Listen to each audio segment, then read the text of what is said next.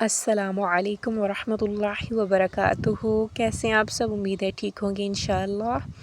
شروع کرتے ہیں۔ اعوذ باللہ من الشیطان الرجیم، بسم اللہ الرحمن الرحیم۔ توضیح المسائل، لیسن نمبر 12 ہے کلیات نماز کی فضیلت۔ نماز اسلام کی اہم عبادات اور دین کا ستون ہے کہ خداوند متعال نے اپنے بے پناہ لطف کی بنیاد پر اور بشر کی تربیت اور اسے اپنے شائستہ کمال تک پہنچانے کے لیے اسلامی آئین میں مقررہ فرمایا ہے، جو تمام عبادتوں میں ایک خاص امتیاز اور احساس موقعیت کی حامل ہے۔ نماز خداوند متعال سے رابطہ برقرار رکھنے کا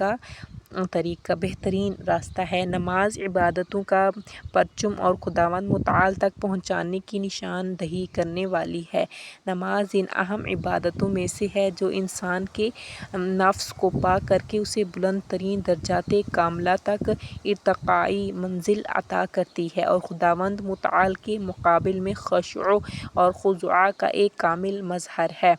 در حقیقت نماز مسلمان شخص کا معنوی شناختی کارڈ آئی ڈی کارڈ ہے، اور کوئی بھی چیز خداوند متعال سے نزدیک ہونے کے لیے نماز سے زیادہ مضبوط اور دائمی وسیلہ نہیں ہے۔ قرآن کریم اور احادیث میں نماز اور نمازیوں کے لیے ایک خاص مقام بیان کیا گیا ہے۔ نہج البلاغہ میں نقل ہوا ہے کہ امیر المومنین علیہ السلام اس نصیحت کے ضمن میں جو اصحاب کو نماز کے بارے میں کی ہے، فرماتے ہیں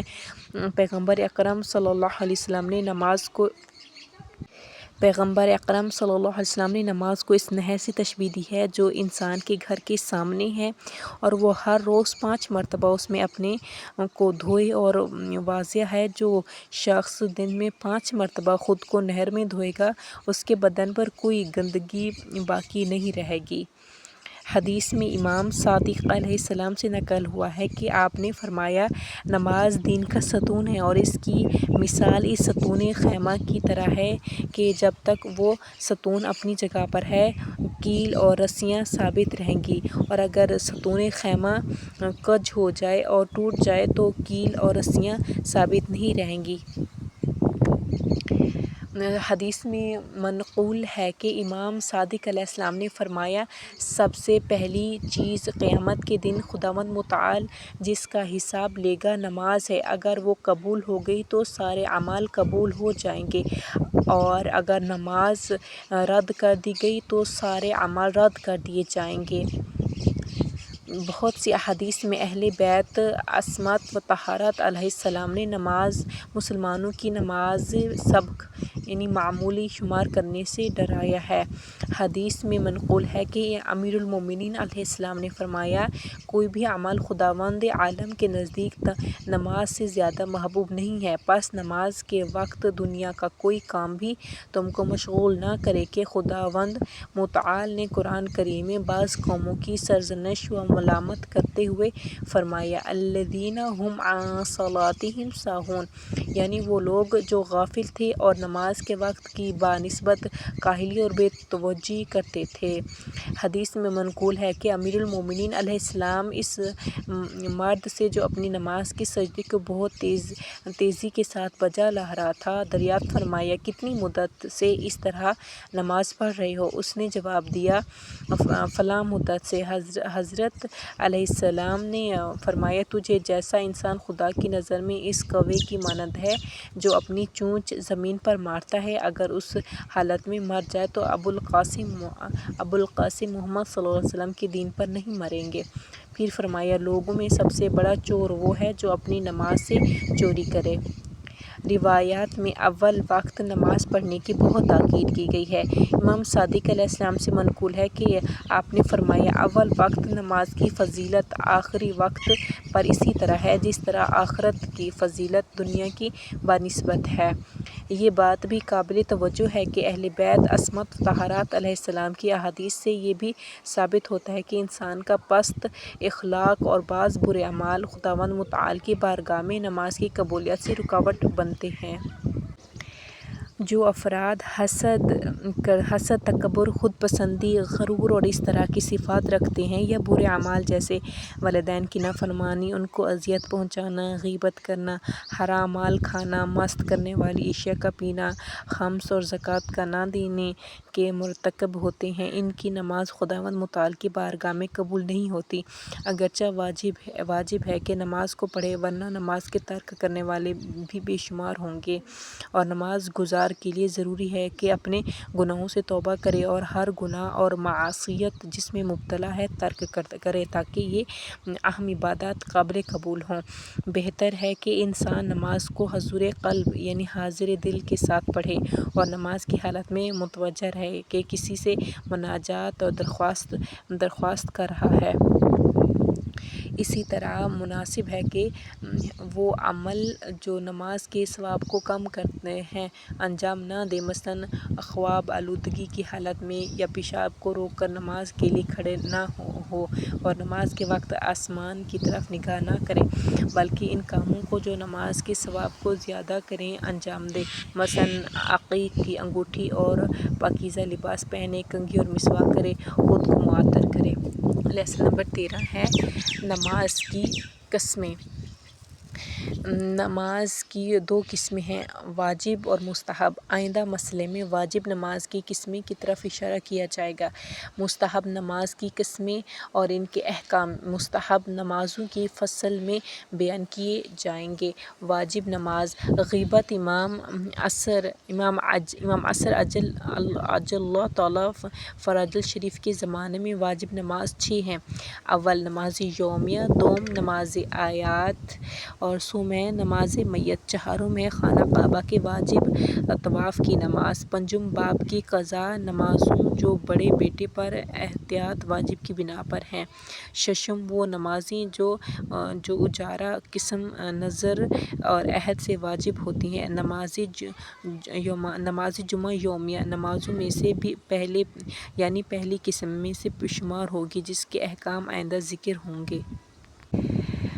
یومیہ واجب نماز: یومیہ واجب نمازیں 5 ہیں، ظہر اور عصر ہر ایک 4 رکعت، مغرب 3 رکعت، عشاء اور 4 رکعت، صبح 2 رکعت۔ سفر میں 4 رکعتی نماز ان شرط کے ساتھ جو بیان کی جائے گی 2 رکعت پڑھی جائیں گی۔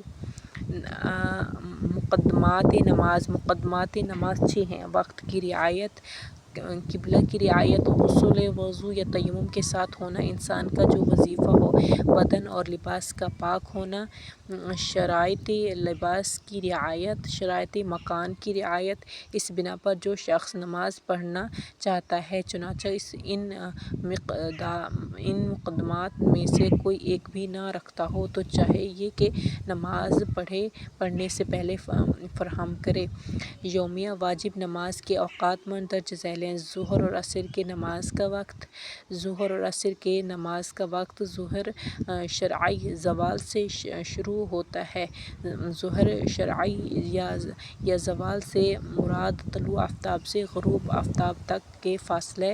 زمانی میں سے نصف زمانے کا گزر جانا ہے، مثلاً اگر طلوع آفتاب کسی شہر میں 6 بجے بھی اور غروب آفتاب 20 یعنی شام کے 7 بجے ہو تو اس صورت میں طلوع آفتاب سے غروب آفتاب تک کا فاصلہ 14 گھنٹے ہے، اس کا آدھا 7 گھنٹے ہوتا ہے، اس بنا پر طلوع آفتاب 7 گھنٹے گزرنے کے بعد ظہر شرعی ہے جو 1 بجے ظہر ہوگا۔ ظہر شرعی کی تعیین شائخ کی مدد سے بھی کی جا سکتی ہے، اس بنا پر اگر کسی لکڑی یا اس طرح کی چیز جسے شاخص کہتے ہیں ہموار زمین میں بالکل سیدھی گاڑی جائے، صبح میں جب سورج طلوع کرتے ہی اس کا سایہ مغرب کی طرف پڑ جائے گا اور جتنا سورج بلندی پر پہنچتا جائے گا یہ سایہ کم ہوتا جائے گا، اور ایران کے شہر میں اور بہت سی ملکوں میں سایہ اپنے کم از کم اندر تک پہنچ جاتا ہے اور ظہر کے گزرنے کے بعد اس کا سایہ مشرق کی طرف چلا جاتا ہے، اور جیسے جیسے سورج مغرب کی طرف بڑھ جائے گا یہ بڑا ہو جاتا ہے۔ چنانچہ جب اس کا سایہ اپنے کم از کم اندر تک پہنچ جائے اور پھر دوبارہ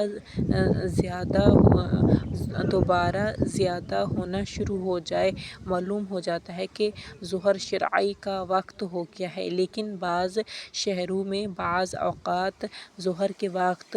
شخص کا سایہ بالکل ختم ہو جاتا ہے اور اس کے بعد دوبارہ ظہر ہوتا ہے، تو اس وقت معلوم ہوتا ہے کہ ظہر شرعی کا وقت ہو گیا۔ جو شخص سورج کے ڈوبنے میں شک کرتا ہو اور احتمال دے رہا ہو کہ سورج شرعی عمارت یا درختوں کے پیچھے چھپا ہوا ہو، تو جب تک مشرق کی طرف جو سرخی ظاہری ہے انسان کے سر سے نہیں گزرتی ہے تب تک وقت باقی ہے، اور اگر غروب آفتاب کے وقت میں شک نہ رکھتا ہو تو احتیاط واجب ہے کہ ظہر اور عصر کی نماز کو سورج ڈوبنے تک تاخیر نہ کریں اور تاخیر کی صورت میں اسے ادا اور قضا کی نیت کیے بغیر پڑھیں۔